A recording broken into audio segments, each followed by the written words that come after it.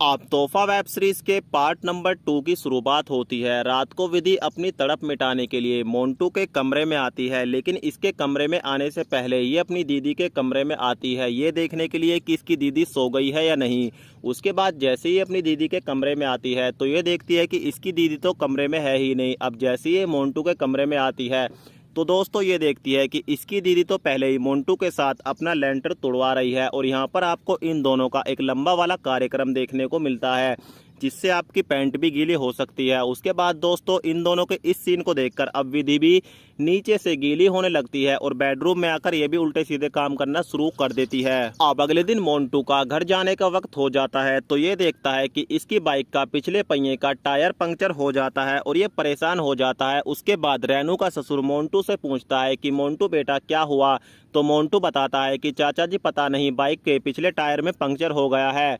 तो इसका ससुर बोलता है ठीक है कोई बात नहीं, अब तो यहाँ पर आसपास कोई मिस्त्री भी नहीं है, तुम एक काम करो आज रात और हमारे घर पे रुक जाओ, कल जैसे ही सुबह होगी तो मैं तुम्हारी बाइक का पंक्चर ठीक करा दूंगा और तुम अपने घर के लिए निकल जाना। और इस तरीके से दोस्तों आज फिर से मोंटू की लॉटरी लग जाती है, लेकिन यहाँ पर हमको पता चलता है कि ये पंक्चर किसी और ने नहीं, दरअसल विधि ने ही किया है। अब विधि मोंटू को रात को तैयार करने के लिए इसको दिन में ही सिग्नल देना शुरू कर देती है, और कहीं ना कहीं अब मोंटू भी इसके इशारे समझ जाता है और अपने मन में सोचता है कि लगता है अब चिकन के साथ साथ मटन का भी टेस्ट लेना पड़ेगा। अब रेनू विधि को बोलती है कि विधि माँ ने तेरे लिए एक लड़का देखा है जो काफी हैंडसम है और अच्छा खासा कमाता भी है, और उसका दिल्ली में अपना खुद का एक मकान भी है। तो विधि बोलती है लेकिन दीदी मुझको अभी शादी नहीं करनी है। तो इसकी दीदी बोलती है लेकिन तुझको शादी क्यों करनी है, शादी तो तुझको करनी पड़ेगी क्योंकि तेरी शादी लायक अब उम्र भी हो गई है, अगर तूने कोई और लड़का देखा है तो मुझको बता दे, मैं माँ को बता दूंगी।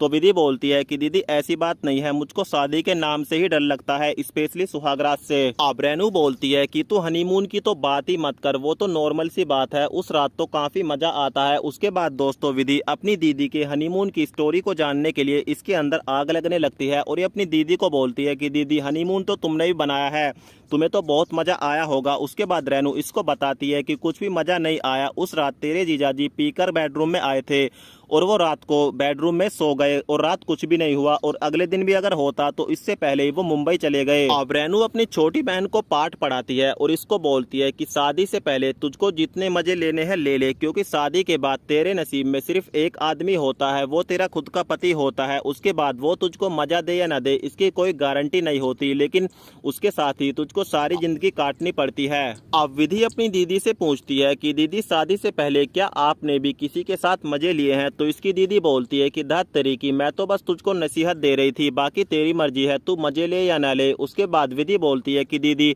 आपकी बातें सुनकर तो मेरे सर में दर्द हो रहा है, मैं सोने के लिए जा रही हूँ। अब विधि अपने कमरे में होती है और मोंटू के आने का इंतजार कर रही होती है, तो इतने में मोंटू मौका देखते ही इसके कमरे में आ जाता है और इसको पकड़ लेता है। तो विधि इसको बोलती है कि हमको तो लगा था कि तुम हमारे इशारे समझ नहीं पाओगे, लेकिन तुम तो वाकई स्मार्ट निकले, और जो मजा रात तुमने हमारी दीदी को दिया था वैसे मजा तुमको हमें भी देना होगा। उसके बाद दोस्तों यहाँ पर क्या सीन हो सकता है आप इमेजिन कर सकते हो। उसके बाद वेब सीरीज का जो पार्ट नंबर 2 है वो यहीं पर समाप्त हो जाता है।